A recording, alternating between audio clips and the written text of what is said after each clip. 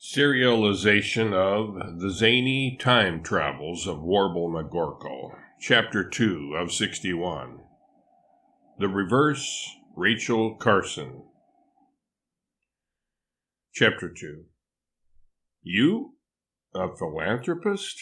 Mary questions, having a hard time wrapping her mind around the concept.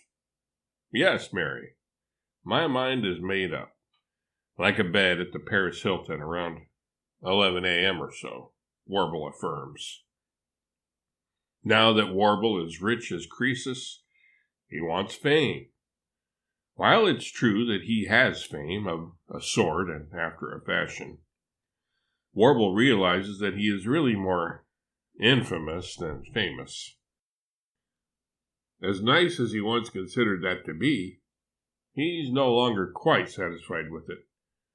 He wants respect, admiration, even reverence.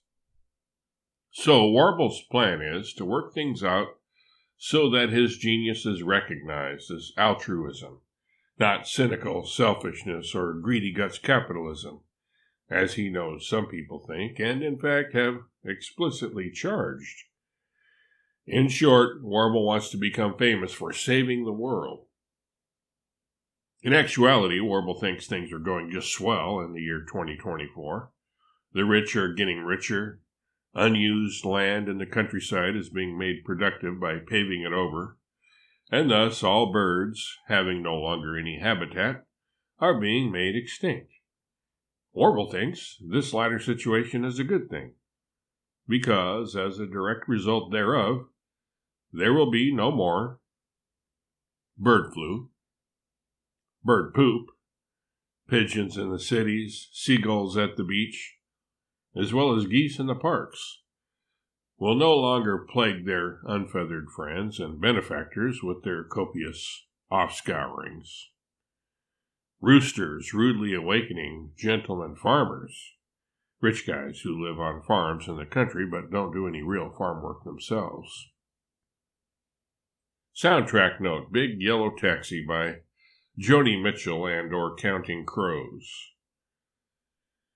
Additionally, as Warble sees it, eradicating all birds has a side benefit. Parents will only have to discuss bees with their kids, saving half the time and trouble. This will give parents everywhere more time and energy to give attention to the important announcements from sponsors on television shows.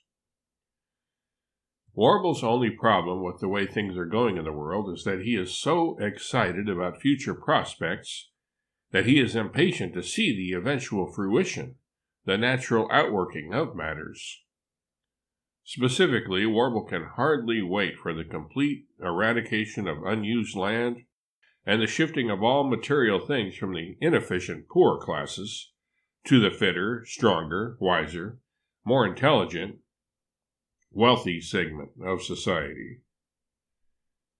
So, seeing great things ahead, but being unwilling to wait for their gradual appearance, Warble decides to help things along a little by going back in time to implement the positive trends early so that progress toward his heart's desire can be arrived at more quickly.